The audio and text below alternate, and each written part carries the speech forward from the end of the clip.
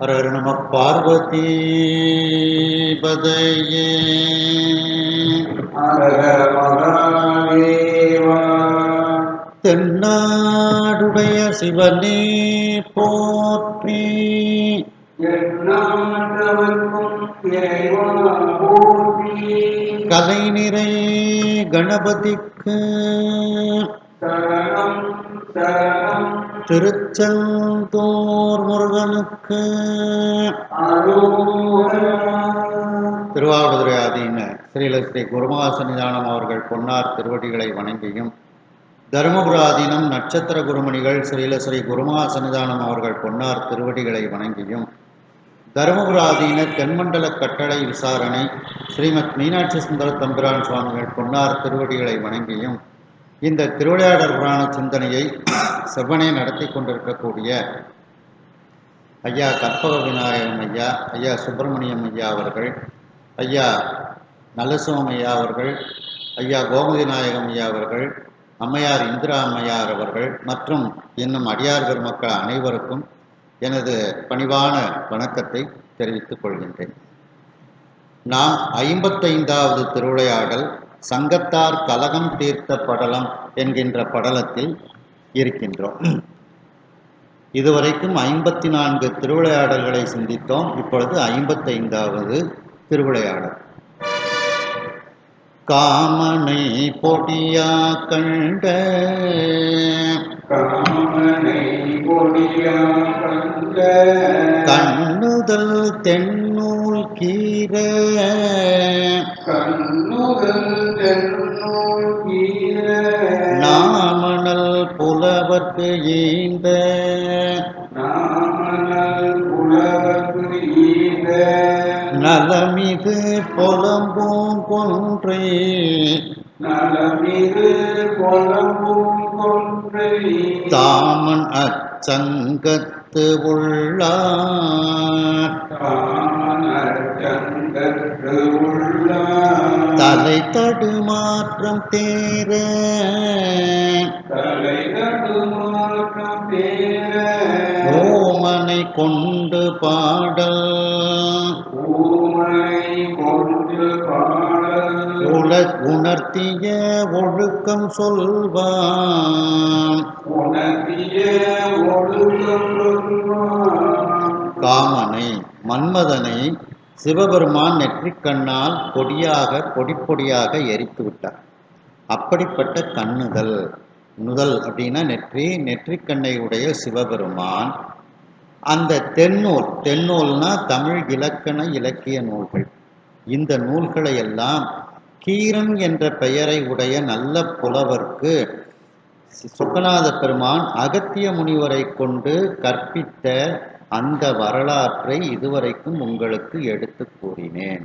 அந்த கீரனுக்கு தமிழ் இலக்கண நூலை கொடுத்த அந்த வரலாற்றை இதுவரைக்கும் உங்களுக்கு கூறினேன். பொலம் அப்படின்னா பொன் அப்படின்னு அர்த்தம். பொன் போன்ற மலர்ந்து இருக்கக்கூடிய அந்த கொன்றை மலர்களை கொண்டு கட்டிய மாலையை அணிந்த சிவபெருமான், தாமன்னா மாலையை அணிந்தவன் இங்கே சிவபெருமான்.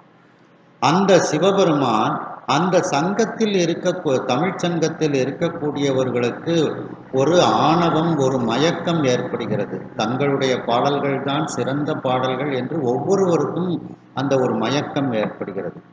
அந்த தலை தடுமாற்றம், அந்த மயக்கமானது தேர, அதிலிருந்து அவர்கள் தெளிந்து எது சிறந்த பாடல் எது குற்றமுடைய பாடல் என்று தெளிவை அடைவதற்கு அந்த மதுரையம்பதியில் அவதரித்து இருக்கக்கூடிய முருகப்பெருமான், ஊமையாக அவதரித்து இருக்கக்கூடிய ஒரு முருகப்பெருமான், அந்த முருகப்பெருமானை கொண்டு அந்த பாடலினுடைய உயர்வு தாழ்வுகளை உணர்த்திய அந்த வரலாற்றை இப்பொழுது உங்களுக்கு நான் சொல்ல இருக்கின்றேன்.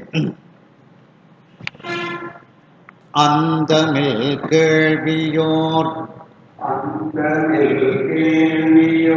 எண்ணறு வரும் வேறு வேறு,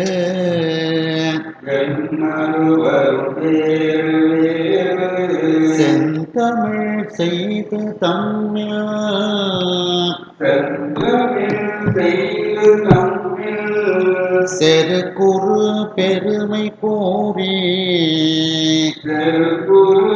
பெருமை கூறி தந்தமில் மாறாய் தத்தம் தந்தமிழ்மாறாய்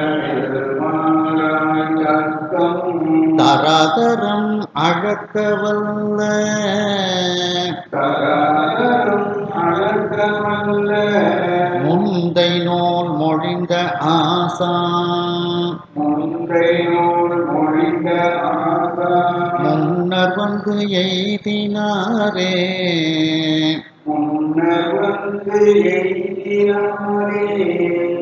அந்தமில் கேள்வியோ அப்படின்னா அளவில்லாத முடிவில்லாத அந்த அறிவை உடையவர்கள்.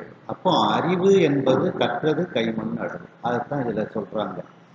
நாம எவ்வளவு காலம் நம்மளால படிக்க முடியுமோ அவ்வளவு காலம் நாம படித்து கொண்டே இருக்க வேண்டியதான். அந்த அளவுக்கு நூல்கள் நமக்கு இருக்கின்றது. அப்படி அளவில்லாத அந்த அறிவை உடைய அந்த புலவர்கள், சங்க புலவர்கள், அறிவுக்கு அளவே சொல்ல முடியாது. அவர்கள் எண்ணறுவரும் 48 புலவர்கள். 8 பெருக்கல் 6 48. 48 புலவர்கள். வேறு வேறு அவர்கள் தனித்தனியாக, வேறு வேறுன தனித்தனியாக செந்தமிழ் செய்து, செந்தமிழ் பாக்களை அவர்கள் செய்து, அந்த பாக்களை எல்லாம் அவர்கள் செய்து தம்மில் செருக்குறு பெருமை கூறி, தங்களுக்குள்ளேயே தங்களுடைய பாடல்களை பற்றி பெருமையாக அவர்கள் நினைத்து கொண்டு அதனால் அவர்கள் ஆணவம் அடைந்து தங்களுடைய பெருமைகளை மற்றவர்களிடத்தில் கூறிக்கொண்டு தந்தமில் மாறாய், தங்களுக்குள்ளேயே அவர்கள் மாறுபட்டு அவர்கள் திரிந்தனர். தத்தம் தராதரம் அழக்கவல்ல. இப்படி அவர்கள் தங்களுடைய பெருமைகளை பேசிக்கொண்டே தங்களுக்குள் மாறுபட்டு அவர்கள் தெரிந்தார்கள். அவர்களினுடைய அந்த நூல்களினுடைய தராதரத்தை அளப்பதற்கு என்று ஒரு அளவுகோல் இருக்கும் அல்லவா, அந்த அளவுகோல் தான் சொக்கநாத பெருமான் அகத்தியருக்கு உபதேசம் செய்த இலக்கண நூல்.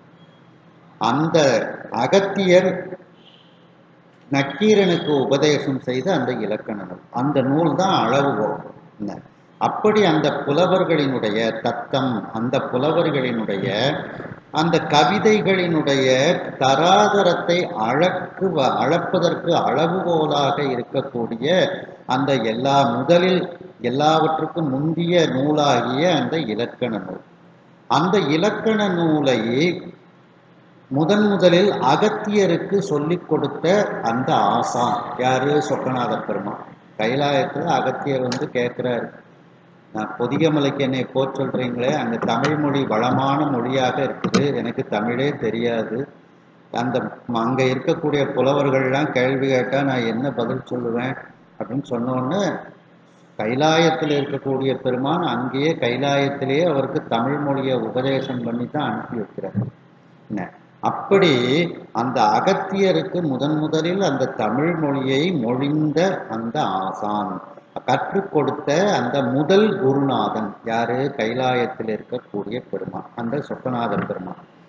அந்த சொக்கநாத பெருமானின் முன்னர் வந்து எய்தினாரே, அந்த சொக்கநாத பெருமானினுடைய அந்த மூலஸ்தானத்தில் அந்த சொக்கநாத பெருமான் முன்னிலையில் அனைத்து புலவர்களும் இப்பொழுது வந்து ஒன்று சேர்ந்தார்கள்.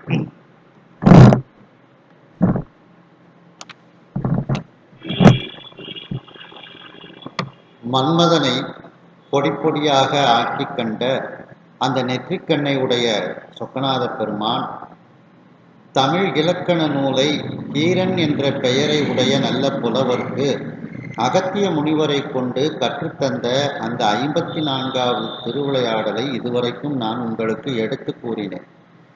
பொன் போன்று மலர்ந்து இருக்கக்கூடிய அந்த கொன்றை மலர்களை கொண்டு மாலையாக கட்டி அந்த மாலையை கழுத்தில் அணிந்திருக்கக்கூடிய சொக்கநாத பெருமான், அந்த சொக்கநாத பெருமான் அந்த தமிழ்ச்சங்கத்தில் இருக்கக்கூடிய புலவர்களுக்கு ஒரு தாங்கள் இயற்றிய பாடல்களை கொண்டு ஒரு மயக்கம் ஏற்படுகிறது, ஒரு ஆணவம் ஏற்படுகிறது. அவர்களினுடைய அந்த மயக்கம் தெளிவதற்காக அந்த மதுரை எம்பதியில் வணிக செட்டியார்கள் குலத்தில் அவதரித்த ஊமைத்தன்மை கொண்ட அந்த முருகப்பெருமானை கொண்டு அவர்களுடைய பாடல்களில் இருக்கக்கூடிய உயர்வு தாழ்வுகளை எடுத்து கூறி அதை தராசு போல் நிறுத்து சொன்ன அந்த ஒரு வரலாற்றை இப்பொழுது உங்களுக்கு நான் சொல்ல இருக்கின்றேன். அளவில்லாத அறிவை உடைய அந்த சங்க புலவர்கள், அவர்கள் 48 பேர். அந்த 48 புலவர்களும் சங்க புலவர்களும் வெவ்வேறாக நிறைய செந்தமிழ் பாக்களை அவர்கள் செய்து இருக்கின்றார்கள். அந்த தாங்கள் செய்த பாடல்களை கொண்டு அவர்களுக்கு அந்த பாடல்கள் செய்ததினால் அவர்களுக்கே ஒரு ஆணவம் ஏற்படுகிறது. தாங்கள் செய்த பாடல்களையும் தங்களுடைய அறிவுத்திறனையும் அவர்கள் பெருமையாக மற்றவர்களிடத்தில் கூறிக்கொள்கின்றார்கள். மேலும் தங்களுக்குள் அவர்கள் மாறுபட்டு திரிகின்றார்கள். தாமே உயர்வு என்று கருதி கொண்டு மாறுபட்டு திரிகின்றார்கள். அவர்களினுடைய அந்த புலவர்களினுடைய அந்த கவிதைகளினுடைய தராதரத்தை அளக்க வல்ல ஒரு அளவுகோல் எது என்றால், அந்த சொக்கநாத பெருமான் முதலில் அகத்தியருக்கு உபதேசம் செய்த அந்த இலக்கண நூல். அந்த இலக்கண நூலை அகத்திய முனிவருக்கு சொல்லிக் கொடுத்த அந்த ஆசானாகிய முதல் குருவாக இருக்கக்கூடிய அந்த சொக்கநாத பெருமானினுடைய திருமுன்னிலையில் வந்து அனைத்து புலவர்களும் ஒன்று சேர்ந்தார்கள்.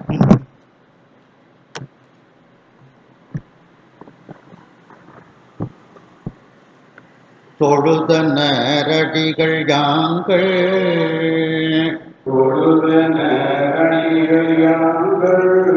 தொடுத்த இப்பாடல் தம்முள்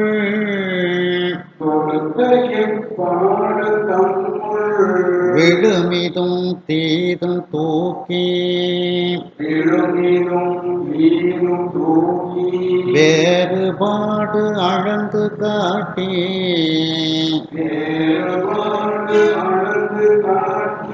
பழுதறுத்து ஐயம் தீர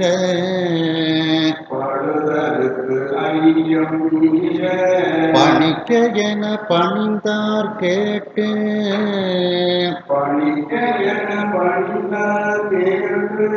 முழுதொருங்கு உணர்ந்த வேதம் முதல்வனா முக்கண்மூர்த்தி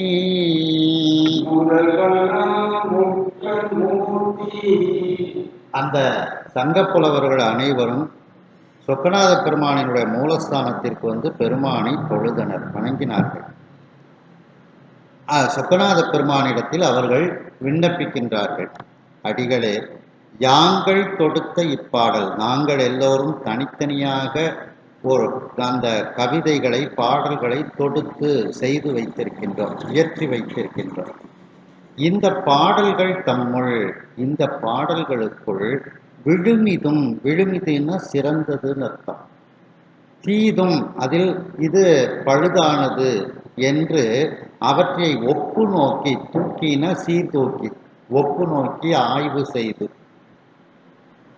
அந்த பாடல்களினுடைய வேறுபாடுகளை அளந்து காட்டி, இது மிகச்சிறந்த பாடல், இதில் இந்த குற்றங்கள் இருக்கின்றது என்று அந்த வேறுபாடுகளை எல்லாம் அளந்து காட்டி பழுது அறுத்து குற்றங்களை நீக்கி ஐயம் தீர பணிக்க, எங்களுடைய சந்தேகங்களெல்லாம் தீருமாறு நீ எங்களுக்கு கூறி அருள்வாயாக, பணிக்கன்னா கூறி அருள்வாயாக என்று சொக்கநாத பெருமானை பணிந்து அவர்கள் கேட்கின்றார்கள். அவர்களுடைய விண்ணப்பத்தை கேட்ட அந்த முழுது ஒருங்கு உணர்ந்த முதல்வன், எல்லாவற்றையும் இயற்கையாகவே உணர்ந்த, முழுவதுமாக உணர்ந்த அந்த முதல்வன், வேதத்துக்கு முதல்வன் அவன். அப்படிப்பட்ட அந்த 3 கண்களை உடைய மூர்த்தியாக இருக்கக்கூடிய சொக்கநாத பெருமான் அப்படின்ட்டு அடுத்த பாட்டில் வரும்போதுதான் என்னுடைய பொருள் வந்து முழுமையடையும். விழுமிதும் அப்படின்னா சிறந்தது அப்படின்னு அர்த்தம். ஒழுக்கம் விழுப்பம் தரலாம், ஒழுக்கம் உயிரினும் ஓம்பப்படும், அந்த விழுப்பம் தான் இங்க விழுமிதும் அப்படின்னுட்டு வருகின்றது. தூக்கினா சீர்தூக்கி அப்படின்னு அர்த்தம்.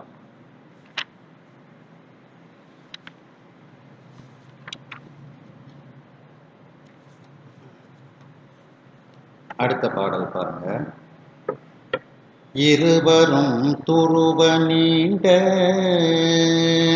இருவரும் துருவ நீண்ட எரியடல் தூணில் தோன்றும் எரியடல் தூணி தோன்றும் உரு என அறிவு ஆனந்த குரு என அறிவு ஆனந்த உண்மையாய் உலகுக்கு எல்லாம் உண்மையாய் உலகுக்கு எல்லாம் கரு என முளைத்த மூல கருயன முளைத்த மூல லிங்கத்துள் நின்றும் காண்டற்கு லிங்கத்துள் என்றும் காண்பதற்கு அரியது ஓர் புலவனாகி அரியதோர் புலவனாகி தோன்றி ஒன்று அருளி செய்வான். தோன்றி ஒன்று அருளை செய்வான். இருவரும் துருவ அப்படின்னா தேடன்னு அர்த்தம். என்ன தூண்டி துருவி தேடுதாங்க அப்படின்னு சொல்லுதான். அப்ப துருவ அப்படின்னா தேடுதல் அர்த்தம். இருவர் திருமால் பிரம்மன். அந்த திருமாலும் பிரம்மனும் சிவபெருமானுடைய அந்த திருவடியையும் திருமுடியையும் அவர்கள் தேட ஆரம்பிக்கின்றார்கள். அவர்களால் காண முடியாத போது நீண்ட எரியடல் தூணில் தோன்றும் ஒரு என மிக ஒரு நீளமான அந்த நெருப்பு, எரிந்து கொண்டிருக்கக்கூடிய நெருப்பு. எரி அழல் அப்படின்னா எரினா அந்த நெருப்பு வந்து நேற்று எரிந்த அழல், எரிகின்ற அழல், எரியும் அழல் அப்படின்னு 3 காலத்தையும் காட்டும். அது வினைத்தொகைன்னு அதுக்கு இலக்கணம். அப்போ அந்த பெருமான் அன்றைக்கும் நெருப்பு உருவமாக இருக்கின்றான், இன்றைக்கும் நெருப்பு உருவமாக இருக்கின்றான், இனி என்றைக்கும் அவன் நெருப்பு உருவமாக இருப்பான் அப்படிங்கிறது அந்த எரியழல் அப்படிங்கிறது. அப்படி அந்த நீண்ட எரிந்து கொண்டிருக்கக்கூடிய நெருப்பாக ஒரு தூண் போன்று அந்த இறைவன் அவர்கள் முன்னிலையில் தோன்றுகின்றான். அப்படிப்பட்ட உருவமாக இருக்கக்கூடிய அந்த பெருமான். மேலும் அந்த பெருமான் எப்படிப்பட்டவன்? சச்சிதானந்த சொரூபமாக அவன் இருக்கக்கூடியவன். அறிவுன்னா அறிவு, ஆனந்தம், உண்மை. சத்து, சித்து, ஆனந்தம். அதுதான் அந்த 3ஐயும் சொல்றாங்க. அறிவு, ஆனந்த, உண்மைனா சச்சிதானந்தம் அப்படின்னு. அப்படி அந்த சச்சிதானந்தமாய் இருக்கக்கூடிய பெருமான் உலகுக்கு எல்லாம், இந்த உலகத்துக்கு முழுமைக்கும், உலகம் முழுமைக்கும் கரு என முளைத்த மூலலிங்கம். காரணமாக இந்த உலகம் முழுவதற்கும் தோன்றுவதற்கு காரணமாக கருவாக முளைத்த அந்த மூலலிங்கமாக இருக்கக்கூடியவர். தானே தோன்றியவர், தான் தோன்றியவர், சுயம்பு மூர்த்தி, விடங்க மூர்த்தி. அந்த மதுரையில் இருக்கக்கூடிய பெருமான் சுயம்பு மூர்த்தி.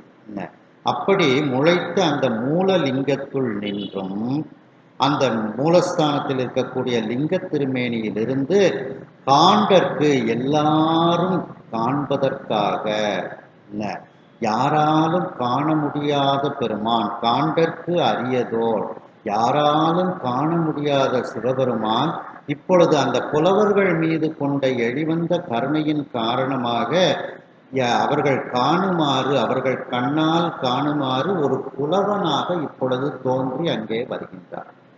அந்த புலவனாக தோன்றி அந்த சங்க புலவர்களுக்கு இப்பொழுது அவர் ஒரு செய்தியை அருளி செய்கின்றார், அந்த சொக்கநாத பெருமான். இது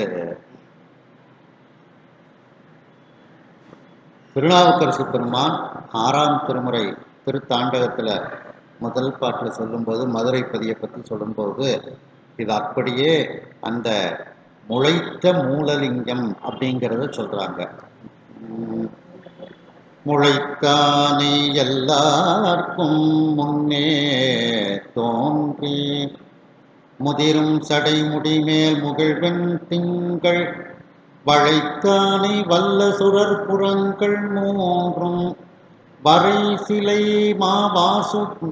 சிலையா வாசுகிமா நானாக கோத்து துளைத்தானை சுடுசரத்தால் துவள நீரா தோமுத்த வெண்முறுவல் உமையோடு ஆடி திளைத்தானை தென்பூடல் திரு ஆலவாய் சிவனடியே சிந்திக்கப் பெற்றேன் நானே. முளைத்தானை எல்லாருக்கும் முன்னே தோன்றி அப்படிங்கிறார். அப்படித்தான் இந்த இதிலையும் பரஞ்சோதி முனிவர் கூறுகின்றார், உலகுக்கு எல்லாம் கரு என முளைத்த மூலலிங்கம் அப்படின்ட்டு அந்த சொக்கநாத பெருமானை கூறுகின்றார்.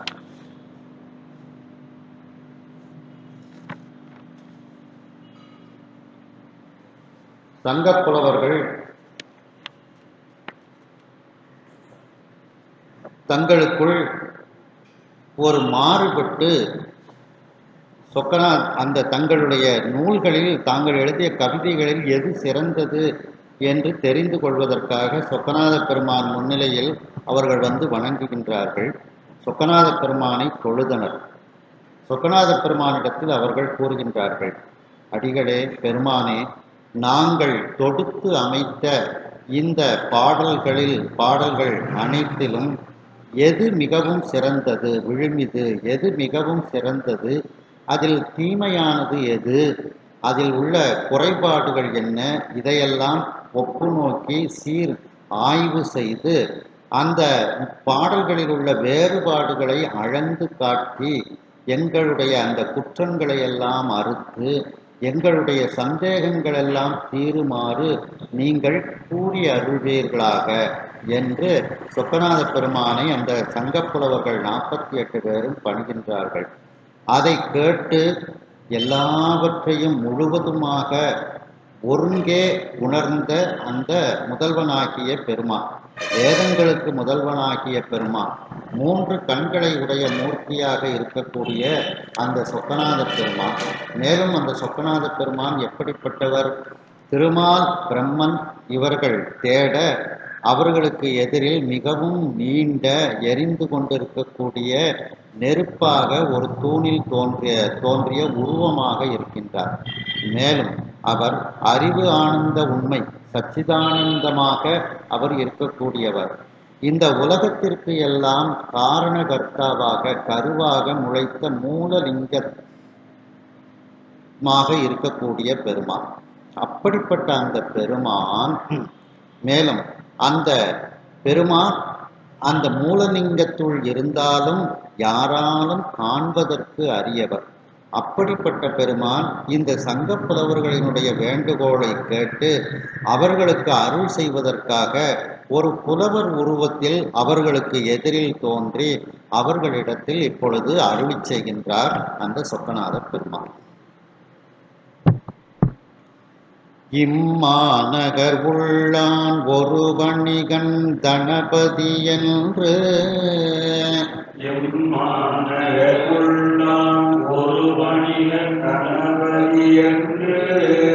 அம்மா நிதி கிழவோன் மனை குணசாலினி அணையார்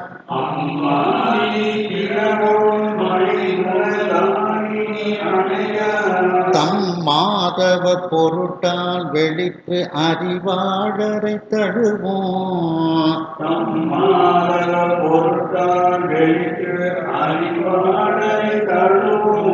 பொய் மாசு அறையினன் போல் அவதரித்தான் ஒரு புத்தேள்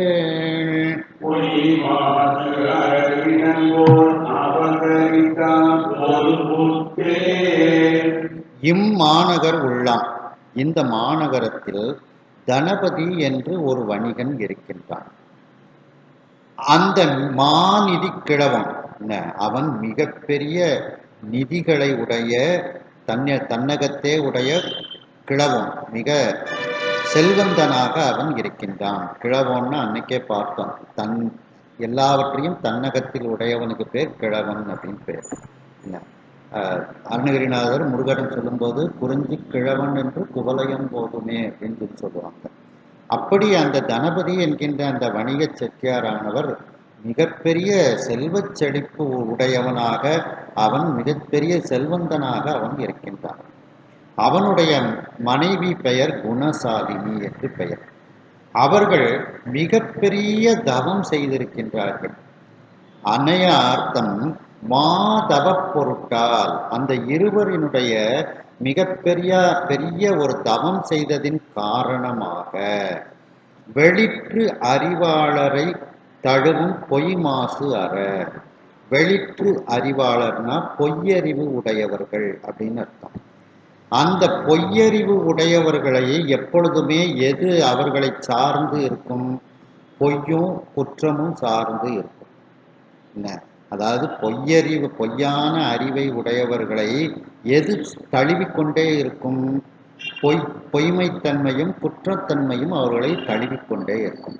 அப்படி அந்த பொய்யறிவு உடையவர்களை எப்பொழுதும் தழுவி கூடியிருக்கக்கூடிய அந்த அறியாமை, அந்த இருள், இவற்றையெல்லாம் நீக்கக்கூடிய அரண நீக்கக்கூடிய இனன் அப்படின்னா சூரியன் அர்த்தம்.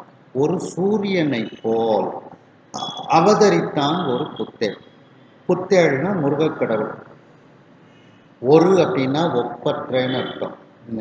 அந்த ஒப்பற்ற முருகக்கடவுள் அந்த வணிகர் குலத்தில் அவர் இப்பொழுது ஒரு சூரியனை போல அவதரித்திருக்கின்றார். சூரியன் புற இருளை நீக்கும். அதுபோல இந்த முருகக்கடவுளாகிய சூரியன் பொய்யறிவு உடையவர்களினுடைய அறியாமை இருளை குற்றத்தை நீக்கக்கூடிய சூரியனாக அவர் அவதரித்திருக்கின்றார் அந்த குலத்தில்.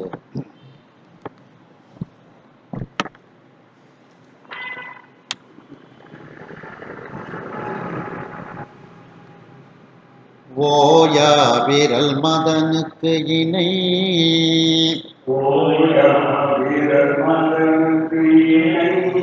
ஒப்பானவன் ஊமச்சேயாம் அவனிடை நீர் உரை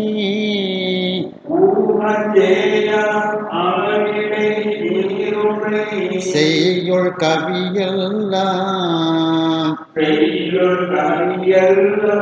போய் ஆடுமென் அணையானது புந்திக்கு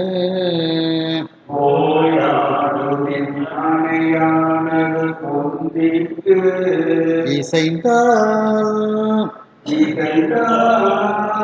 நன்றாய் யாவரும் மதிக்கும் தமிழதுவே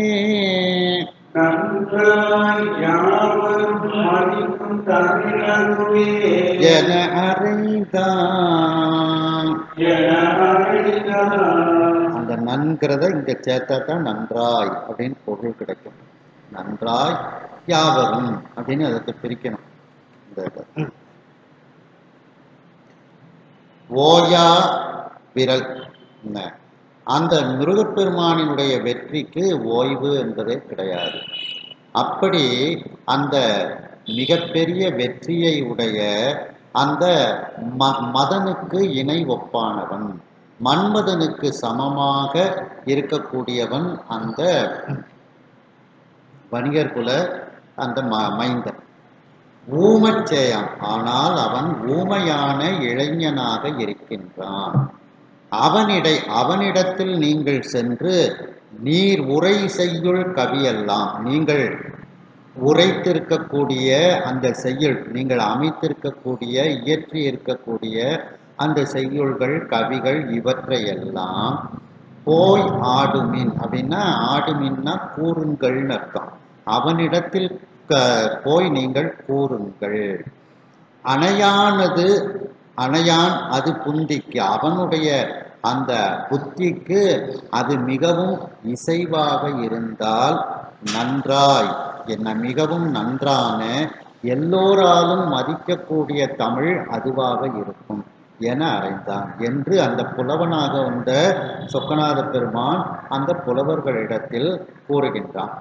அதாவது நீங்க எல்லாம் அந்த மைந்தனானவன் எப்பொழுதும் வெற்றியை உடைய மன்மதனுக்கு இணையானவன் அவன், ஆனால் ஊமையாக இருக்கக்கூடியவன். அவங்கிட்ட போய் நீங்க உங்க கவிதைகளை எல்லாம் சொல்லுங்க.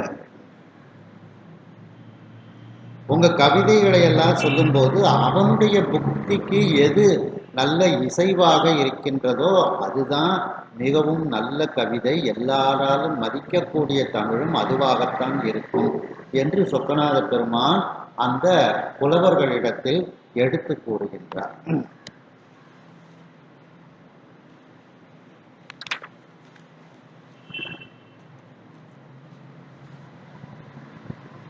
சொக்கநாத பெருமான் மூலலிங்கத்திலிருந்து, மூலமாக முளைத்த லிங்கத்திலிருந்து ஒரு புலவர் உருவாக தோன்றி அந்த சங்கப்புலவர்கள் 48 பேரிடத்திலும் எடுத்து கூறுகின்றார்.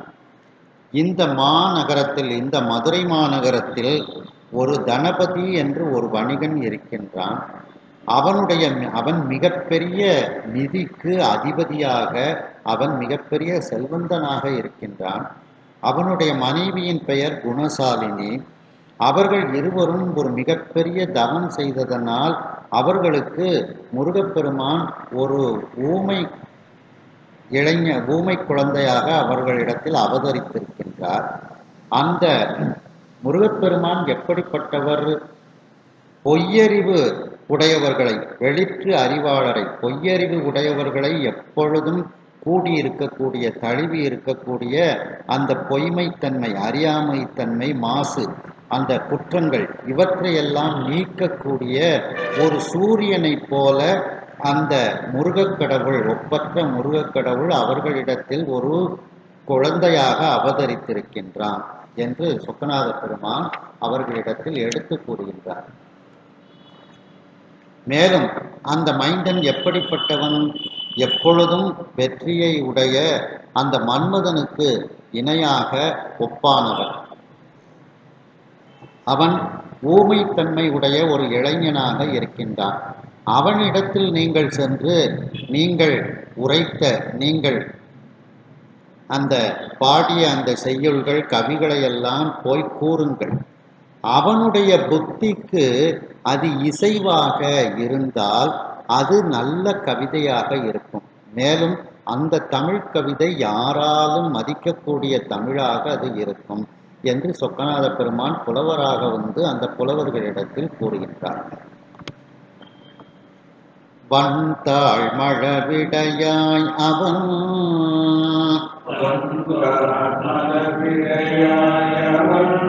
மணிவாணிகன் ஊமன் என்றால் அவன் கேட்டு எஞ்ஞனும் இப்பாடலில் கிடக்கும் நன்றானவும் தீதானவும் நயந்து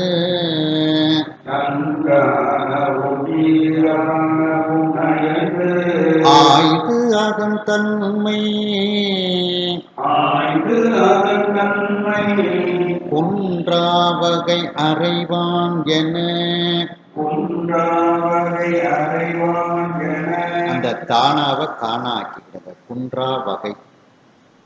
குன்றாவகை அறைவான் என மன்றாடிய கூட்டம்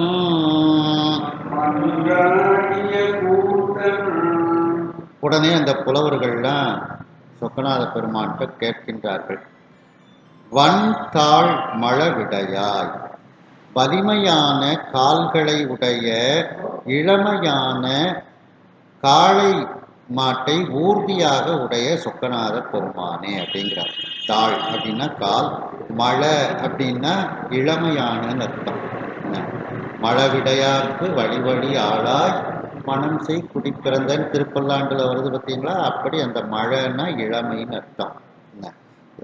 அப்படி அந்த இடப வாகனத்தை ஊர்தியாக, இடபத்தை ஊர்தியாக உடைய பெருமானே, அவன் வாணிகன்.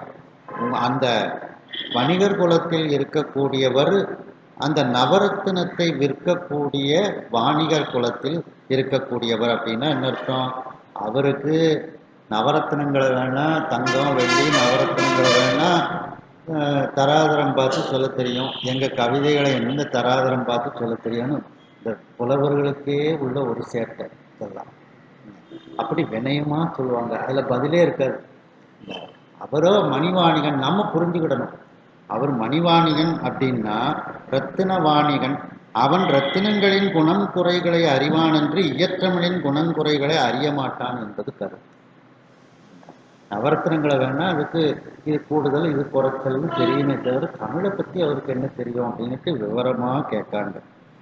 மேலும் நீங்க வேற அவர் ஊமன் அப்படின்னு ஊமைன்னு வேற சொல்லிட்டீங்க என்றால், அவன் எங்களுடைய பாடல்களை கேட்டு அந்த ஊமனாக இருக்கக்கூடிய அந்த முருகன் எங்களுடைய பாடல்களை கேட்டு எஞ்ஞனம் எப்படி இப்பாடலில் கிடக்கும் நன்றானவன், ஒவ்வொருவருடைய பாடல்களில் இருக்கக்கூடிய நல்ல ஒரு தன்மைகளும் அதில் இருக்கக்கூடிய தீய தன்மைகளையும் நயந்து விரும்பி ஆய்வு செய்து அதன் தன்மை குன்றா வகை அறிவான். அதனுடைய தன்மை குன்றாதபடி குறைவுபடாத வகையில் எப்படி கூறுவான் என்று அந்த புலவர்கள் எல்லாரும் சொக்கநாத பெருமானிடத்தில் கேட்கின்றார்கள்.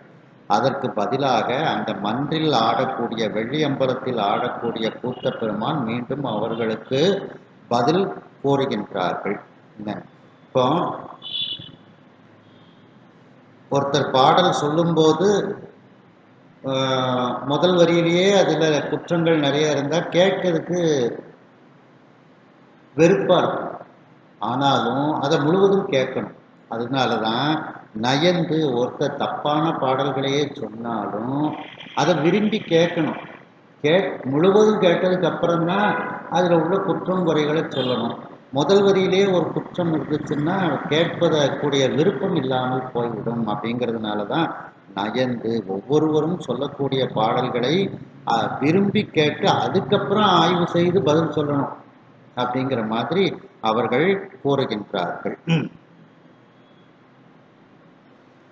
மல்லார் தடம்புய வாணிகமைந்தன்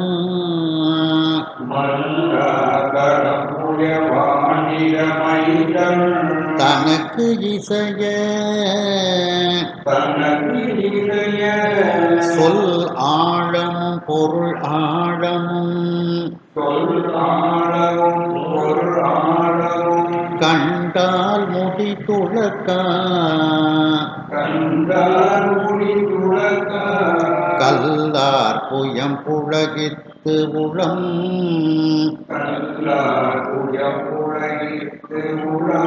களி தூங்குவன் கலகம்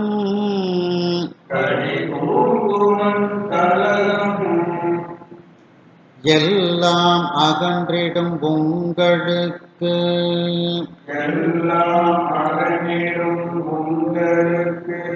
என்று ஆலயம் சென்றான்.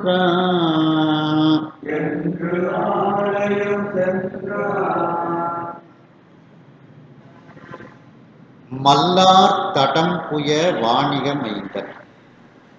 மல் அப்படின்னா அந்த வலிமையான அப்படின்னுட்டு, இல்லை மல்யுத்தம் செய்யக்கூடிய அப்படிங்கிற மாதிரிலாம் அதை எடுத்துக்கிடலாம். வலிமையான தடம்னா பெரிய, அந்த வலிமையான பெரிய தோள்களை உடைய அந்த வாணிக மைந்தன் தனக்கு அந்த வாணிக மைந்தனுக்கு இசைய அவனுக்கு பொருத்தமாக சொல்லாழமும் பொருளாழமும் கண்டால், அதில் சொல்லினுடைய ஒரு அழகுத்தன்மை, பொருளினுடைய ஆழமான ஒரு அழகுத்தன்மை, இவற்றையெல்லாம் அவன் அதை தெரிந்து கொண்டால் முடி துளக்கா, தலையை அசைப்பான். தன்னுடைய தலையை அவன் அசைத்து நன்றாக இருக்கின்றது என்று கூறுவான். மேலும் கல்லார் புயம் புழகித்து, கல் போன்ற அவனுடைய தோள்கள் எல்லாம் மயிர்கூச்செறிந்து, புழகித்துன்னா மயிர்கூச்செறிதல், அதாவது புலகாங்கிதம் அடைதல்.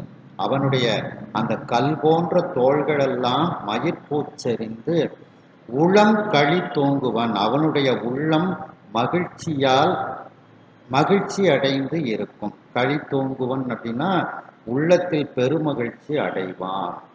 கலகம் எல்லாம் அகன்றிடும் உங்களுக்கு, உங்களுடைய கலகம், உங்களுக்குள்ள ஒரு கலகம் ஏற்பட்டிருக்கு பார்த்தீங்களா, யாருடைய பாட்டு நல்ல சிறந்த பாட்டு அப்படிங்கிற ஒரு எண்ணம் எல்லாத்தையும் ஏற்பட்டுட்டு அந்த உங்களுடைய கலகம் எல்லாம் உங்களை விட்டு நீங்கிவிடும் என்று கூறிவிட்டு அந்த மூலஸ்தானத்திற்குள் சொக்கநாத பெருமான் சென்று விடுகின்றார்.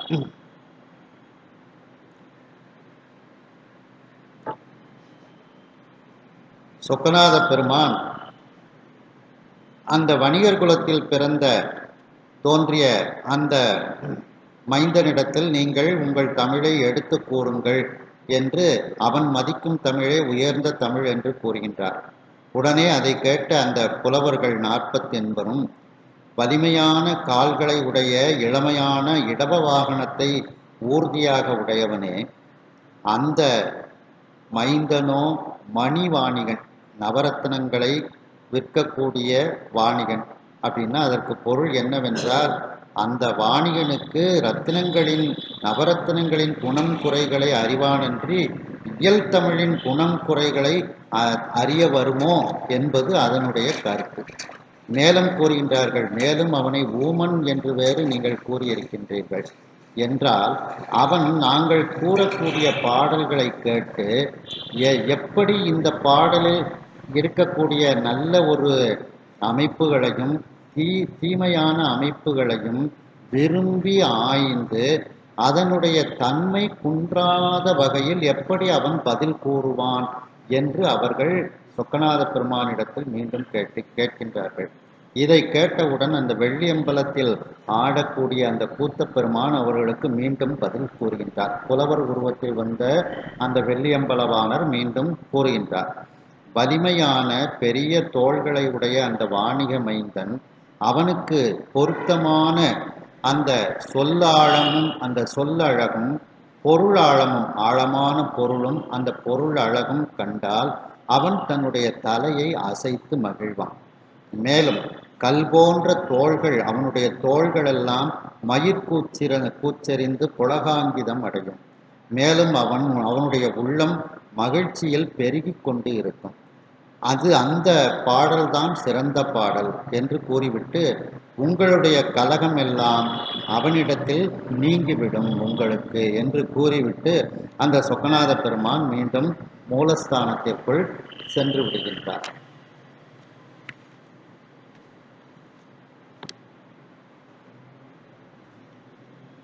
பின் பாவலர் எல்லாம் பெரு வணிக குலமணியை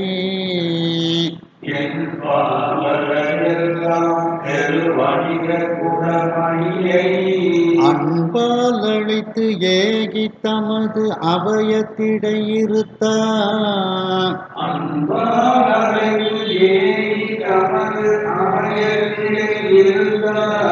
நன்பால் மலர் நறுஞ்சாந்து கொண்டு அருசித்தனர் நயந்தே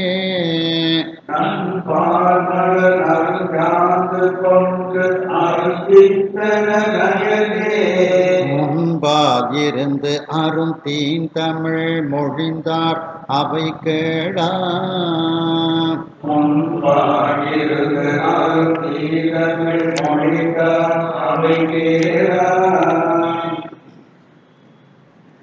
அதற்கு பிறகு சொக்கநாத பெருமான் இவ்வாறு சொன்னதற்கு பிறகு பாவலர் எல்லாம், அந்த புலவர்கள், சங்க புலவர்கள் எல்லோரும் பெரு வணிக குலமணியை, அந்த மிகப்பெரிய பெருமை வாய்ந்த அந்த வணிகர்களுக்கெல்லாம், வணிகர் குலத்திற்கு மணியாக பிறந்து இருக்கக்கூடிய அந்த முருகப்பெருமானை அன்போடு அழைத்து வருகின்றார்கள். அழைத்து தங்களுடைய இடத்திற்கு அழைத்து வந்து தமது அபயத்திடை இருத்தார். தங்களுடைய அபயம்னா இந்த இடத்துல சங்க புலவர்களினுடைய கழகம். அந்த சங்க புலவர்களினுடைய கழகத்தில் உயர்ந்த ஆசனத்தில் அமர்த்தி வைக்கின்றார்கள். இருத்தான்னா அமர்த்தி, இருத்தி வைத்தல் அப்படின்ட்டு. உடனே அவர் அந்த முருகப்பெருமான அவர்கள் வந்து பூஜை பண்றாங்க. நன்பால் நலர், நல்ல பால், இந்த பசும்பால், மலர், நல்ல பால் போன்ற மலர் அப்படின்னா அதற்கு பொருள் எடுத்துக்கிடலாம். நன்பால் கமா போட்டு மலர்னு அர்த்தம் எடுத்துக்கிடலாம். இல்லை வெறுமன நன்பால் மலர்னு ஒரே வார்த்தையாக சேர்த்தோம்னா பால் போன்ற மலர்கள் அப்படின்னுட்டு அர்த்தம் எடுத்துக்கிடலாம். ஏன்னா வந்த உடனே அவருடைய பாத பூஜை பண்ணியிருக்கலாம், பாலை கொண்டு அபிஷேகம் பண்ணி பாத பூஜை பண்ணியிருக்கலாம். அப்படி ரெண்டு விதமாக இதற்கு அர்த்தம் எடுத்திருக்காங்க. இன்னும் நயமாக இதுக்கு என்ன எழுதியிருக்காங்கன்னா, நல்ல பால் போன்ற மலர் அப்படின்னா வெண்மையான மலர்கள். இந்த மதுரைக்கே ரொம்ப சிறப்பு, மதுரை குண்டு மல்லின்னு சொல்லுவாங்க. என்ன, அப்படி அந்த பிச்சிப்பூ மல்லிப்பூ இவைகளை எல்லாம் கொண்டும் நறும் சாந்து கொண்டு அந்த வாசனை மிகுந்த சந்தனம், என்ன, அந்த நறும் சாந்து கொண்டு அர்ச்சித்தனர். வாசனை மிகுந்த சந்தனத்தை கொண்டு அந்த பெருமானை அவர்கள் அர்ச்சனை செய்கின்றார்கள். என்ன, சந்தன மரம் வந்து ஒரு குறிப்பிட்ட அளவுக்கு வளர்ந்து பருத்ததுக்கு அப்புறம் தான் அதில் வாசனையே வரும். அந்த மரத்துக்கு பக்கத்தில் போய் நம்ம நுகர்ந்து பார்த்தோம்னா வாசனை வந்தால் தான் அது சந்தன மரம். அது வரைக்கும் வாசனை வரலைன்னா அது சந்தன மரம் கிடையாது. சந்தன மரம் தான், வாசனை வந்து வரணும்.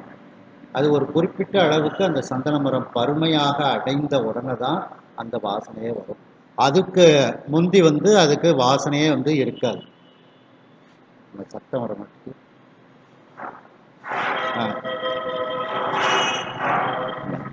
அப்போ அதனால தான் நறும் சாந்து அப்படின்னு சொல்லி இதில் வந்து சொல்கிறாங்க.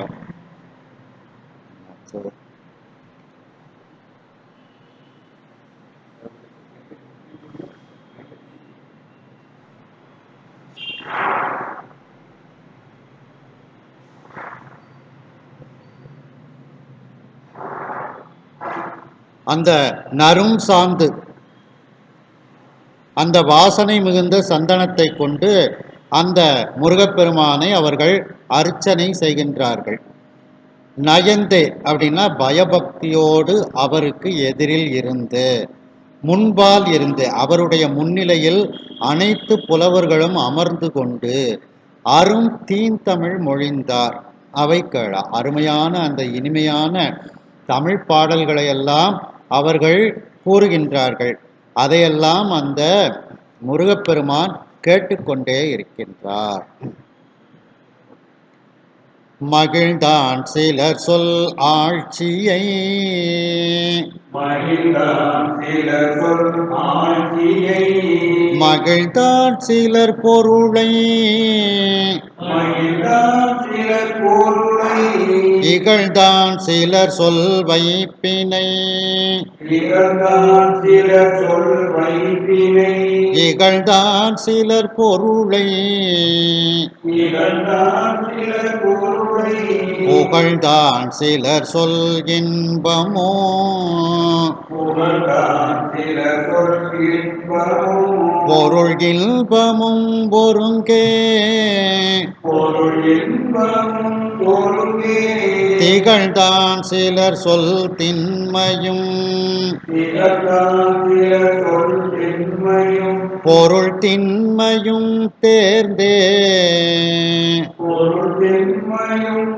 தேர்ந்தே, மகிழ்ந்தான் சிலர் சொல் ஆட்சியை.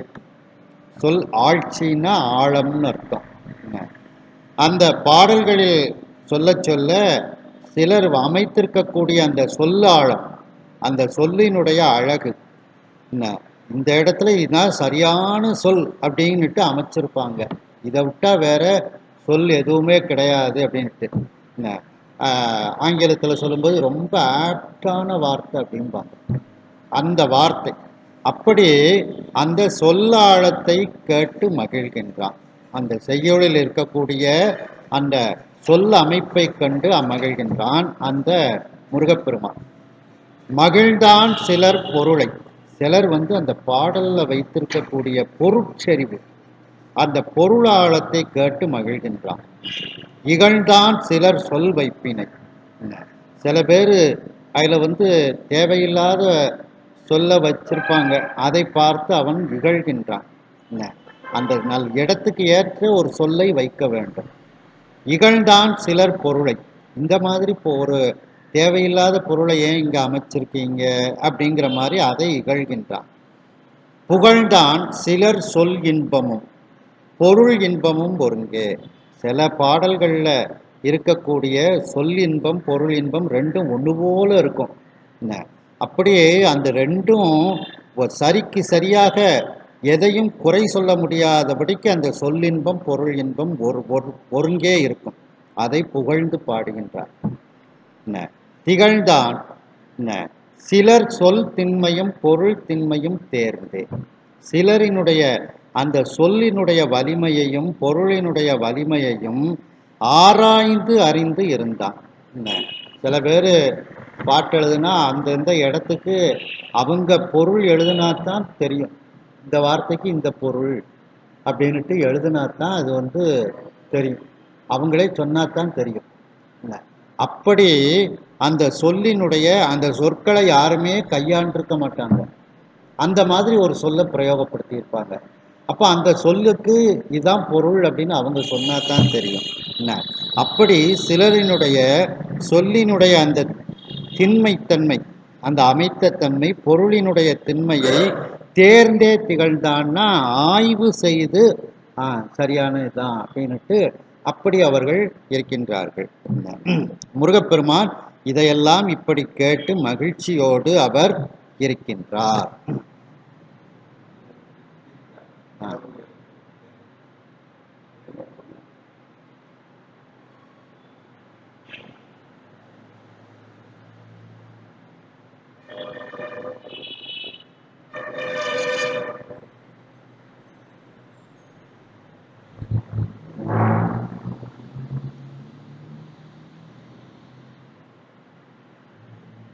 பாவலர்கள் எல்லோரும் அந்த மிகப்பெரிய வணிக குலத்து அந்த மணியாக இருக்கக்கூடிய வணிகர் குலத்துக்கு தலைவனாக இருக்கக்கூடிய அந்த முருகப்பெருமானை அன்போடு அழைத்து தங்களுடைய இடத்திற்கு அழைத்து வந்து தங்களுடைய சங்க புலவர்களினுடைய கழகத்தில் அவரை நல்ல உயர்ந்த ஆசனத்தில் அமர்த்தி வைக்கின்றார்கள்.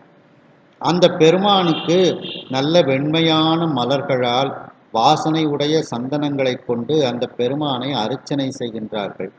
அந்த பெருமானின் எதிரில் பயபக்தியோடு அவர் முன்னிலையில் இருந்து கொண்டு அவர்கள் எழுதிய அந்த அருமையான இனிமையான தமிழ் பாடல்களையெல்லாம் அவர்கள் கூறுகின்றார்கள். அதையெல்லாம் அந்த முருகப்பெருமான் கேட்டுக்கொண்டே இருக்கின்றார். அந்த முருகப்பெருமான் சிலரினுடைய சொல்ல ஆழத்தை அந்த சொல்லழகை கேட்டு மகிழ்கின்றார்.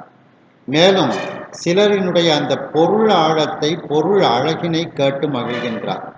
சிலர் வைத்திருக்க கூடிய அந்த சொல்ல அமைப்பை இகழ்கின்றார். சிலர் வைத்திருக்கக்கூடிய அந்த பொருள் அமைப்பை இகழ்கின்றார். சிலர் செய்த அந்த பாடல்களில் இருக்கக்கூடிய சொல் இன்பம் பொருள் இன்பம் இவைகள் இரண்டும் சரிசமமாக குறை சொல்ல முடியாதபடி இருக்கின்றது, அதை புகழ்கின்றார். மேலும் சிலர் புதிய சொற்களை அந்த திண்மையாக அதில் அமைத்திருக்கின்றார்கள். அந்த பொருள் திண்மையையும் ஆராய்ந்து அவர் தெளிந்து அங்கே இருக்கின்றார். அப்படி அந்த புதிய சொற்களையும் ஒரு புதுமையான பொருள் தன்மையையும் வைத்து அமைத்திருக்கக்கூடிய கவிதைகளையும் ஆய்வு செய்து அந்த முருகப்பெருமான் அங்கே மகிழ்ச்சியோடு இருக்கின்றார். இதில் இலக்கணத்துக்குள்ள இதெல்லாம் ஒவ்வொன்றா சொல்லியிருக்காங்க அப்படின்ட்டு இதில் கீழே பொருள் கொடுத்துருக்காங்க. இத்தன்மையன் ஆகி கலைவல்லோர் தமிழ் எல்லாம்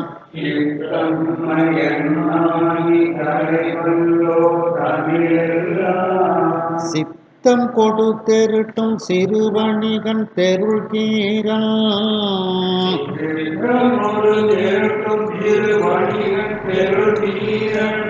முத்தன் தமிழ் கபிலன் தமிழ் பரணன் தமிழ் மூன்றும்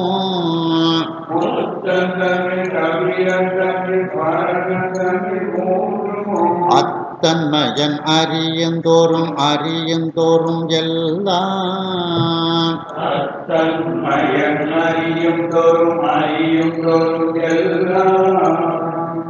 இத்தன்மையன் ஆகி இப்படிப்பட்ட அந்த தன்மையை உடையவனாக அந்த வணிகர் குல மணியாக இருக்கக்கூடிய அந்த முருகப்பெருமான் இப்படி அந்த தமிழ் பாடல்களையெல்லாம் கேட்டு மகிழ்கின்றார். கலை வல்லோர் தமிழ் எல்லாம், அந்த கலைகளில் வல்லமை வாய்ந்த தமிழ் பாடல்களை எல்லாம் சித்தம் கொடு தெருட்டும், தன்னுடைய சித்தத்தில் வைத்து அந்த சிறு வணிகன் சித்தம் கொடு தெருட்டும் அப்படின்னா தெளிவிக்கும், தெருட்டும்னா தெளிவிக்கும், தன்னுடைய சித்தத்தில் வைத்து அதை தெளிவிக்கின்றார். அதாவது உடலில் உள்ள மெய்ப்பாடுகளால் உணர்த்தினான் அப்படின்னுட்டு அதற்கு பொருள். தலையசைச்சா ரொம்ப நல்லா இருக்குன்னு அர்த்தம்.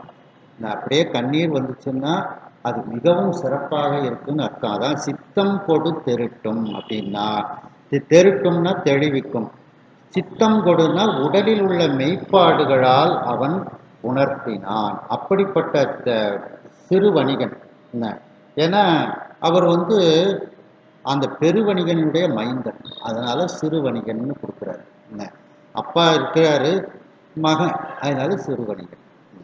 அப்படி வணிகன், அந்த வணிகனாக இருக்கக்கூடிய முருகப்பெருமான் தெருள் கீரன் முத்தன் தமிழ், தெளிவு உடைய, தெருள்னா தெளிவை உடைய, நக்கீரன் எழுதிய 3 குளிர்ச்சி பொருந்திய தமிழ்.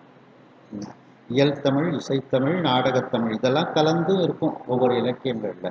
அப்படி அந்த நக்கீரன் செய்த அந்த தமிழ். அடுத்து கபிலன் தமிழ், கபிலர் எழுதிய அந்த தமிழ் பாடல்கள். அடுத்து பார்த்தீங்கன்னா பரணன் தமிழ், பரணர் எழுதிய அந்த தமிழ். இந்த 3 பேர் எழுதிய அந்த தமிழை கேட்டு அத்தன்மையன், அந்த தன்மையை உடைய, எல்லாவற்றையும் ஆய்வு செய்யக்கூடிய அந்த தன்மையை உடைய அந்த வணிகனாகிய அந்த முருகன் அறியும் தொறும், இவர்கள் சொன்ன பாடல்களை அப்படியே கேட்க கேட்க அவருக்கு ரொம்ப ஒரு ஆனந்தம், மகிழ்ச்சி ஏற்படுகிறது.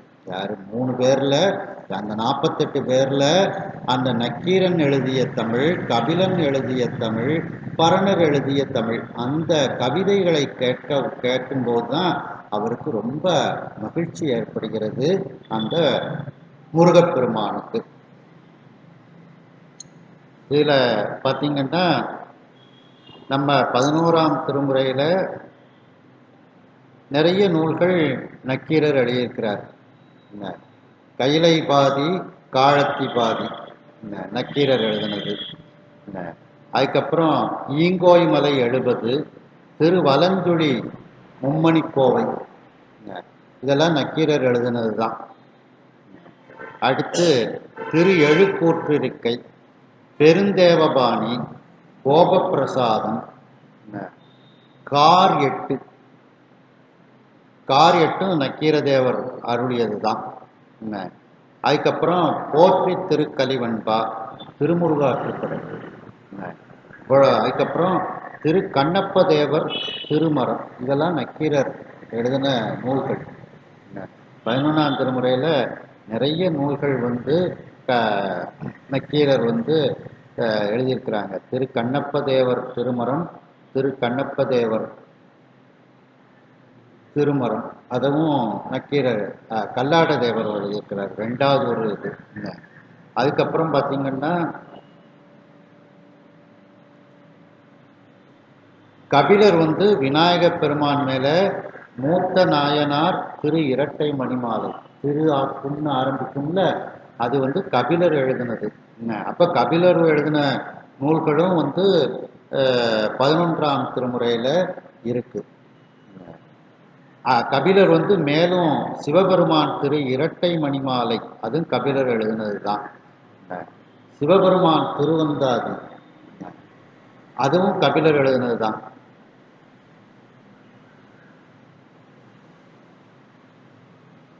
அதுக்கப்புறம் பரணர் நமக்கு இதுல விநாயக பெருமான் மேல ஒன்று எழுதியிருக்கிறாரு. இதெல்லாம் இப்படி அந்த 11ஆம் திருமுறையில இவர்கள் எழுதினதெல்லாம் இடம்பெற்றிருக்கு. அந்த சங்க புலவர்களிடையே இந்த 3 புலவர்கள் மிகவும் சிறந்தவர்களாக கருதப்படுகின்றார்கள். நுழைந்தான் பொருள் தோறும் சொல் தோறும் நுழைதான் பொருளொரும் சொல்தொரும் நுண் தீஞ்சுவை உண்டே நுந்தீஜுவை உண்டே தழைந்தான் உடல் புலன் ஐந்தினும் தலைதான் உடல் புலன் ஐந்தினும் தனித்தான் சிரம் பணித்தான் கணிகாத்திரம் பணித்தான் உழைந்தான் விழி வழி வேலையுள் உழைதான் வெளிவழி வேலையுள் ஒழித்தான் தன்னை அழித்தான் உழைத்தான் தன்னை அழித்தான் விளைந்தான் பொறி தவ பேற்றினை விளைதான் புரிதவ பேட்டினை விளைத்தான் கழித்திழைத்தான் விளைதான் கழிதிழைத்தான் இந்த நக்கீரர் கபிலர் பரணர் பாடிய அந்த செய்யுள்களை கேட்க கேட்க அறியுந்தோறும் அறியுந்தோறும் எல்லாம் சொன்னதை அப்படியே அவங்க சொல்லிக்கிட்டே இருக்காங்க. இவருக்கு கேட்க கேட்க ரொம்ப ஆனந்தம் அந்த முருகப்பெருமானுக்கு ஏற்படுகிறது. எப்படி ஏற்பட்டுச்சான்? அந்த முருகப்பெருமான் நுழைந்தான் பொருள் தோறும், அந்த பாட்டில் சொல்லக்கூடிய பொருளுக்குள் அப்படியே நுழைந்து பார்க்கின்றார். நுழைந்தான் சொல்தொரும், அந்த பாட்டில் உள்ள சொற்கட்டுகளில் அப்படியே நுழைந்து பார்த்தாராம். நுண் தீஞ்சுவை உண்டே உடல் தழைந்தான், அதில் இருக்கக்கூடிய நுண்மையான இனிமையான அந்த சுவைகளை உண்டு அப்படியே உடல் அப்படியே அவருக்கு பூரித்து போகின்றது. தழைதல் அப்படின்னா பூரித்து போகுதல்னு அர்த்தம். சார், என்ன அருமையான வார்த்தைகளை வச்சிருக்காங்க, என்ன ஒரு பொருள் சுவையை வச்சிருக்காங்க அப்படின்னுட்டு அவர் அதை கேட்டு கேட்டு அந்த சுவைகளை சாப்பிட்டே அவருடைய உடல் அப்படியே பூரித்து போகின்றதாம். தழைந்தான் உடல்னா உடல் தழைந்தான் அப்படின்ட்டு அதை எடுத்துக்கிறோம். புலன் ஐந்தினும் தனித்தான் அப்படின்னா தனித்து விடப்படுதல் அப்படின்னா துணை இல்லாமல் இருப்பது. இப்போ நமக்கு துணையாக இருக்கக்கூடியது அது ஐம்புலன்கள். அந்த ஐம்புலன்களிலிருந்து இவர் தனித்து விடப்பட்டு அப்படி தன்னை மறந்து இருக்கின்றார். அந்த சொல்லையும் பொருளையும் கேட்டு அந்த புலன்கள் எல்லாம் அப்படியே அவரிடத்தில் இருந்து நீங்கி அந்த சொல்லிலையும் பொருளிலையுமே தன்னை மறந்து அப்படியே இருக்கின்றார். அதான் புலன் ஐந்தினும் தனித்தான். உடலோடு இருக்கக்கூடிய அந்த புலன் ஐந்தும் அவரை விட்டு தனித்து போய்விடுகின்றது அப்படின்னு என்ன, தன்னை மறந்துட்டார்னு அர்த்தம். அந்த பொருளையும் சொல்லையும் கேட்டு தன்னை மறந்த ஒரு நிலையில் அவர் அந்த பாடலில் இருக்கக்கூடிய பொருளில் ஈடுபட்டார் அந்த முருகப்பெருமான். சிரம் பணித்தான், தலையை அப்படியே ஆட்டுதார். என்ன அருமையான பாடல்கள் அப்படின்னு தலையை ஆட்டுகின்றார். குழைந்தான், அப்படியே அவர் ஒரு குழைவு ஏற்படுகிறது. விழி வழி வேலையுள் குழித்தான், கண்ணிலிருந்து கண்ணின் வழியாக கடல் போன்று அப்படியே ஆனந்த கண்ணீர் வருகிறது. வேலைனா கடல்னு அர்த்தம், வழினா அதன் வழியாக, கண்ணின் வழியாக அப்படி கடல் போல ஆனந்த கண்ணீர் வருகிறது. அந்த ஆனந்த கண்ணீரில் அந்த முருகப்பெருமான் குளிக்கின்றார். தனை அழித்தான், விளைந்தான். அதாவது தன்னை அழித்தான் விளைந்தான். தன்னை அழித்தான் அப்படின்னா சிவபெருமான் அர்த்தம். முருகப்பெருமானை இந்த உலகத்திற்கு தந்த சிவபெருமான் அப்படின்னு அர்த்தம். தன்னை அழித்தான் அப்படின்னா அந்த முருகப்பெருமானை இந்த உலகத்திற்கு தந்த சிவபெருமான் அவன் எதை விரும்பினானோ, சிவபெருமான் எதை விரும்பினானோ விளைந்தான். தன்னை அழித்தான் விளைந்தான். தன்னுடைய தகப்பன் எதை விரும்பினானோ அந்த புரி தவப்பேற்றினை விளைத்தான். இந்த ஒரு காரியத்துக்காக வேண்டி இந்த இடத்துல வணிகர் குலத்தில் முருகப்பெருமான் தோன்றுகின்றார். அப்படி இந்த தவம் செய்து இந்த நிகழ்வுக்கு வந்த அந்த செயல்பாட்டை இப்பொழுது புலப்படுத்தினான். அதாவது வந்த காரியத்தை நடத்தி வைத்தார். சில அவதாரங்களுக்கும் சில காரியங்கள் இருக்கும். அதே மாதிரி இந்த அவதாரத்துக்கு அந்த வணிககுல செட்டியார்கள் கணவனும் மனைவியும் மிகப்பெரிய தவம் செஞ்சதுனால அவங்களுக்கு மகனாக கிடைக்கணுங்கிறது ஒரு பாக்கியம். இந்த சங்கப்புலவர்களினுடைய கலகத்தை தீர்க்கணுங்கிறது இன்னொரு காரிய நிமித்தம். அந்த காரிய நிமித்தத்தையும் தன்னுடைய தகப்பனார் விரும்பிய அந்த காரிய நிமித்தத்தையும் இப்பொழுது அவர் விளைவித்தார் அப்படின்னா செயல்பாட்டுக்கு கொண்டு வந்தார் அப்படின்ட்டு. விளைத்தான் அப்படின்னா புலப்படுத்தினார். களி திளைத்தான், மிகவும் மகிழ்ச்சியோடு அந்த முருகப்பெருமான் இருந்தான். இந்த தனையழித்தான் விளைந்தான். தனையழித்தான்னா சொக்கநாத பெருமான் எதை விரும்பினாரோ, அவரும் சொக்கநாத பெருமானும் இந்த நக்கீரன், கபிலன், பரணன் தமிழ்களைத்தான் விரும்பினார். அப்படி தன்னுடைய தகப்பன் எதை விரும்பினானோ அந்த தவத்திற்கு உரிய செயல்பாட்டினை இப்பொழுது புலப்படுத்தினார். எல்லோருக்கும் தெரியும்படி அந்த 3 பேரினுடைய தமிழ்கள் தான் சிறந்தது என்று புலப்படுத்தினான் அந்த முருகப்பெருமான். இவ்வாறு மகிழ்ச்சியில் அவன் திளைத்தான்.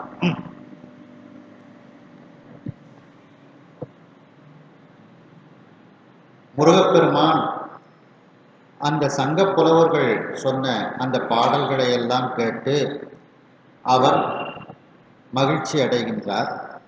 இப்படிப்பட்ட தன்மையை உடையவனாக அந்த முருகப்பெருமான் இருந்து கலைகளில் வல்லமை வாய்ந்த அந்த சங்கப்புலவர்களினுடைய தமிழை எல்லாம் கேட்டுக்கொண்டு தன்னுடைய உடல் மெய்ப்பாடுகளால் அவற்றை தெளிவித்து உணர்த்துகின்றார். அந்த சிறு வணிகனாகிய முருகப்பெருமான் தெளிந்த அறிவை உடைய நக்கீரனினுடைய 3 குளிர்ச்சி பொருந்திய தமிழ்கள், கபிலரினுடைய தமிழ் பாடல்கள், பரணரினுடைய தமிழ் பாடல்கள், இந்த 3ஐயும் அந்த தமிழை கேட்கக்கூடிய தன்மையை உடைய அந்த முருகப்பெருமான் அந்த பாடல்களை அறியும் தரும் கேட்டு கேட்டு எல்லாவற்றையும் அந்த பாடல்களையும் எல்லாம் கேட்டு கேட்டு மிகப்பெரிய மகிழ்ச்சியை அடைகின்றான் அந்த முருகப்பெருமான். அறியும் தரும்னா அவங்க சொல்லிக்கிட்டே இருக்காங்க, இவங்க கேட்டுக்கிட்டே இருக்காங்க. முருகப்பெருமான் தெரிந்து கொண்டே இருக்கின்றார்கள் அப்படின்னு அர்த்தம். அடுத்து நுழைந்தான் பொருள் தரும். அந்த மூவர்களினுடைய தமிழ் பாடல்களில் உள்ள பொருள், ஒவ்வொரு பொருளிலும் நுழைந்து பார்க்கின்றார் முருகப்பெருமான். அந்த மூவர்கள் சொன்ன சொற்கட்டுகளில் நுழைந்து பார்க்கின்றார். அந்த மூவர்களினுடைய பாடல்களில் இருக்கக்கூடிய அந்த உண்மையான இனிமையான பொருட்சுவை சொற்சுவையை உண்டு அப்படியே உடலானது அவருக்கு பூரிப்பு அடைகின்றது. மேலும் அவர் தன்னை மறந்த நிலையில் அந்த புலன் 5லிருந்து வேறுபட்டவராக அவர் இருக்கின்றார்.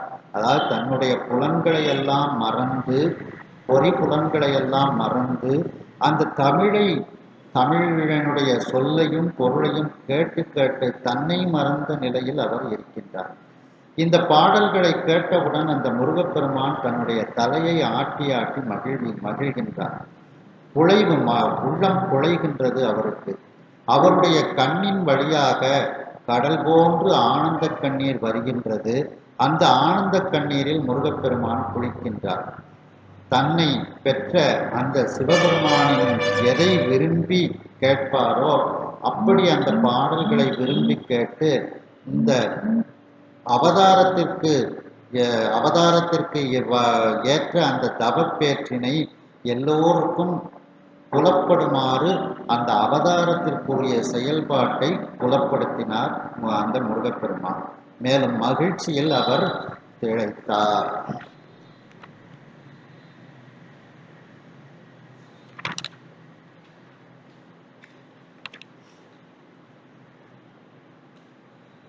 பல்காசொடு கடலில் படு பவழம் சுடர்தரடம்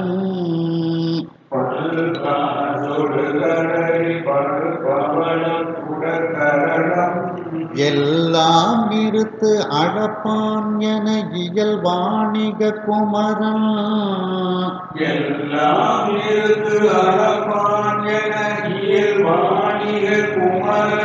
சொல்லாழமும் பொருள் ஆழமும் துளைநாயன தூக்க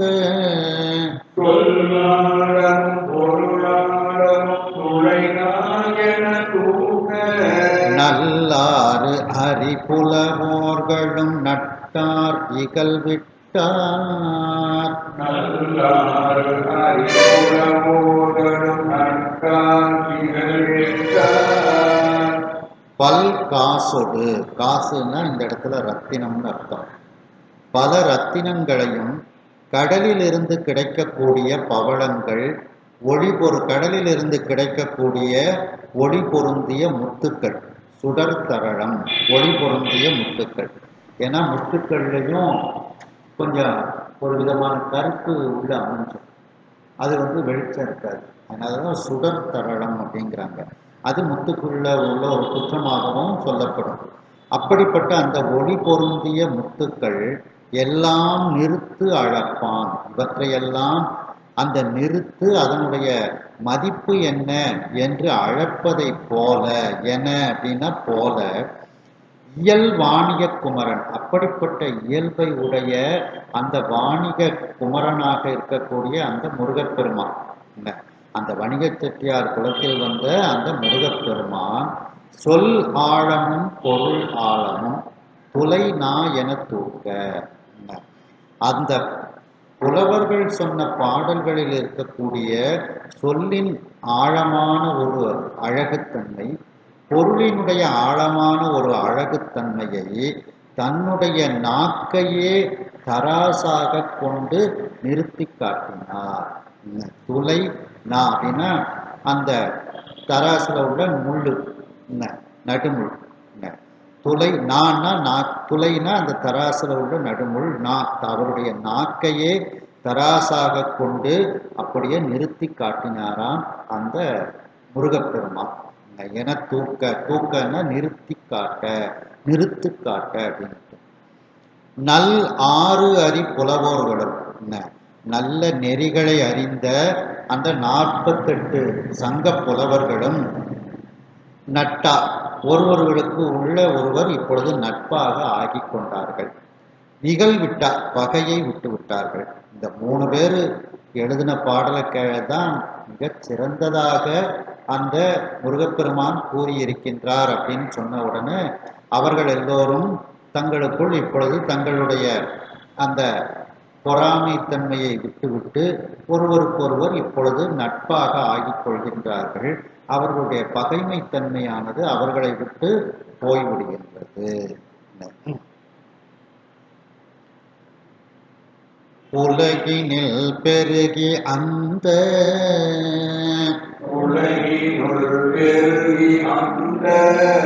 ஒன் தமிழ் 3 பாடல்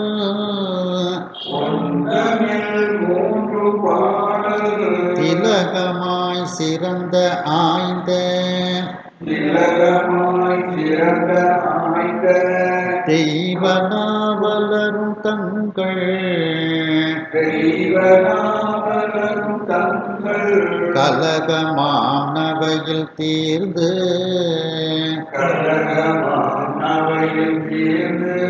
காசரு பணுவல் ஆய்ந்து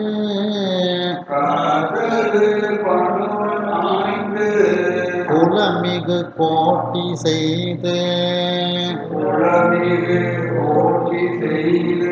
பொலிந்தனர் இருந்தார் போலும்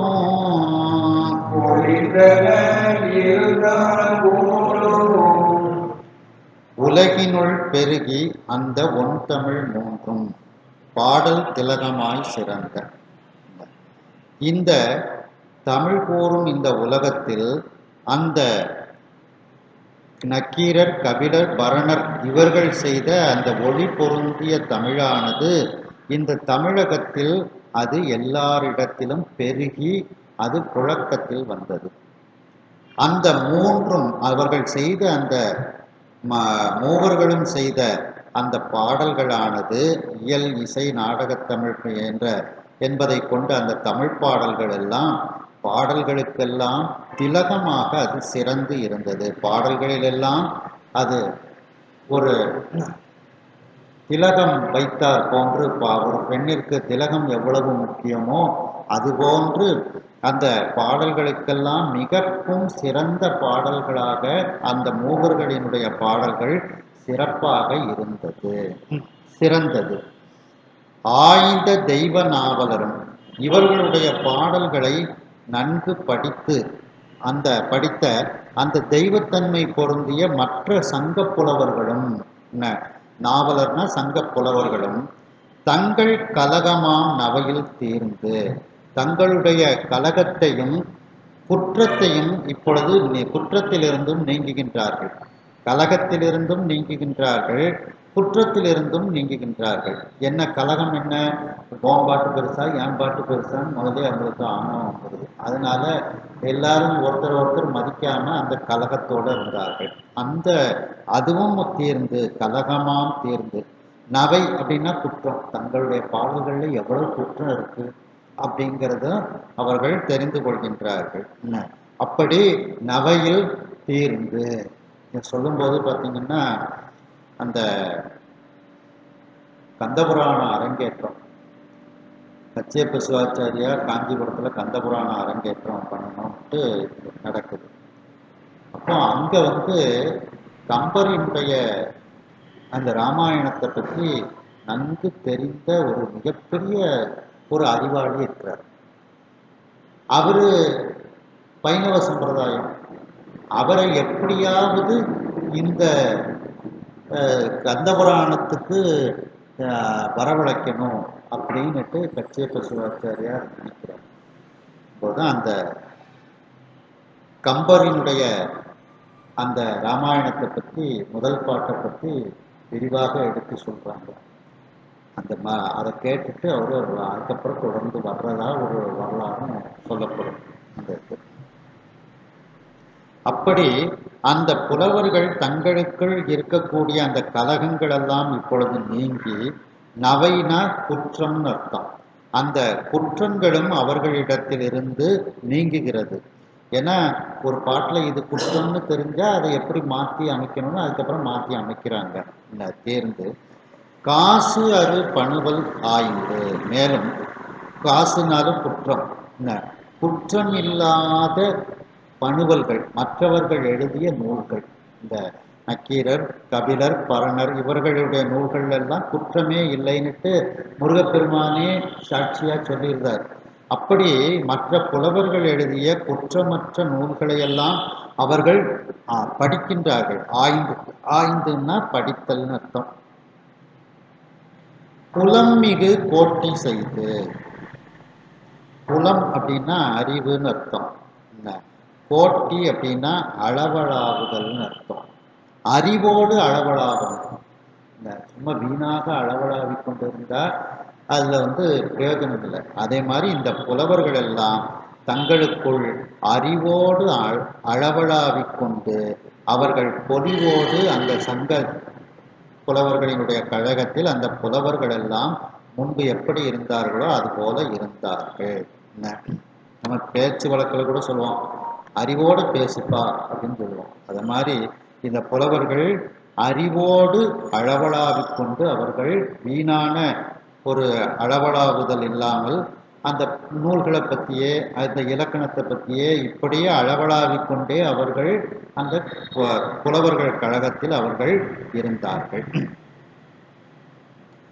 பலவிதமான நவரத்தினங்களையும், கடலிலிருந்து கிடைக்கக்கூடிய பவழங்கள், கடலிலிருந்து கிடைக்கக்கூடிய ஒளி பொருந்திய முத்துக்கள், இவைகள் எல்லாவற்றையும் நிறுத்து அளக்கக்கூடிய தன்மையை போல அந்த இயல்புகளை உடைய அந்த வணிகர் குலத்தில் தோன்றிய அந்த குமரன் முருகப்பெருமான் இப்படி அந்த சொல்லினுடைய ஆழமும் அந்த சொல்லழகும், பொருளினுடைய ஆழமும் அந்த பொருளழகையும் தன்னுடைய நாக்கையே தராசாக கொண்டு அந்த புலவர்களிடத்தில் நிறுத்து காட்டினார். இவ்வாறு அந்த நல்ல நெறிகளை அறிந்த புலவர்களும் இந்த முருகப்பெருமான் சொன்ன அந்த மூவர்களினுடைய தமிழை அவர்கள் ஏற்றுக்கொண்டு அதுதான் சிறந்த ஒரு நூல்களாக ஏற்றுக்கொண்டு தங்களுக்குள் நட்பாக அவர்கள் ஆகி கொண்டார்கள். தங்களுக்கு இடையில் இருந்த அந்த பகையை அவர்கள் விட்டுவிட்டார்கள்.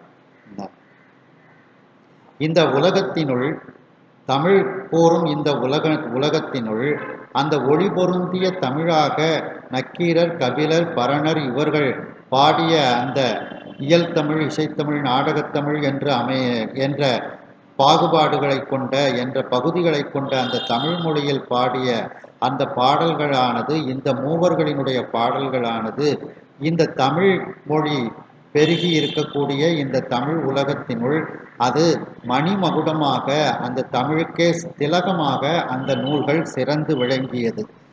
இதை ஆய்ந்து அந்த தெய்வத்தன்மை உடைய மற்ற சங்க புலவர்களும் தங்களுடைய கலகத்தை விட்டுவிட்டார்கள். தங்களுடைய குற்றங்களை அவர்கள் நீக்கி கொண்டார்கள். குற்றமில்லாத அந்த மற்ற புலவர்கள் செய்த, நக்கீரர், கபிலர், பரணர் போன்ற புலவர்கள் செய்த அந்த நூல்களை எல்லாம் அவர்கள் மீண்டும் நன்கு படித்து ஆய்வு செய்து அதனை அவர்கள் அந்த இனிமையில் இருந்தார்கள்.